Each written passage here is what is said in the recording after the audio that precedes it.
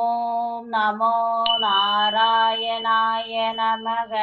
ஸ்ரீமன் நாராயணீயம் 61வது தசகம். யக்ஞ பத்னிகளுக்கு அனுகிரகம். மோச்சார்த்தி ராகம். ததச பிருந்தாவனதோதி தூரதோ வனம் கதஸ்வம் கலு கோபகோகுலை கிருதந்தரே பக்ததர திவிஜாங்கனா கதம்பகானுக்ரக நாக்ரகம் வகம் तदो निरीस्यार सरणे वनान्तरे किशोरलोकं सुदिदं त्रिसाकुलम् अदूरतो यज्ञपरान् दिविजान् विरधि व्यसर्जयोदीदि व्यासधनायदान् तदीस्वदो देस्वभिदाय देबिदां कुमारके स्वोदन यासि सुप्रभो श्रुतिचित्राप्यभिनिन्युरश्रुतिं कगिञ्जिदोसुसमगि सुरोत्तमा अनादरान् किन्नदियोगि बालका समाययुर्युक्तमिदं गियज्वसु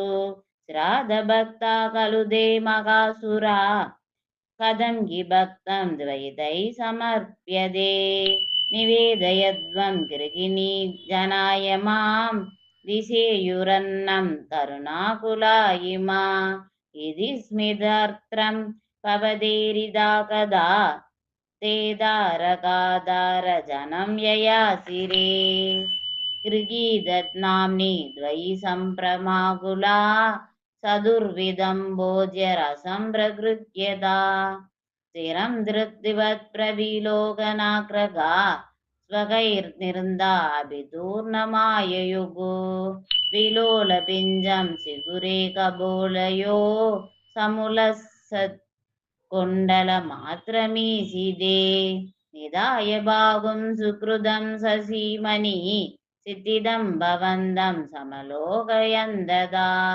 तदा सकाशिद्वधुभागमोत्यदा गृहीतहस्तादयितेन यज्वना तदैव सञ्चिन्त्य भवन्तमञ्जसा विवेश कैवल्यमगोकृति यसौ आदाय भोज्याननुकृत्यता पुनः द्वदङ्गसङ्गसुप्रग योजदीर्घृगम् विलोक्य यज्ञाय विसर्जयन् इमाः सकर्तभर्तॄनपि दास्वगर्गणान् निरूप्य दोषं निजमङ्गनाजने विलोक्य भक्तिं स पुनर्विसारिभिः प्रबुद्धदत्वैस्त्वमभिष्टुदो द्विजैः मरुद्भुराधीश निरिन्धि मे गदान् नारायण अखिल गुरु भगवन् नमस्ते सर्वत्र गोविंद नाम संकीर्तनम गोविंदा गोविंदा श्री हरे नमः।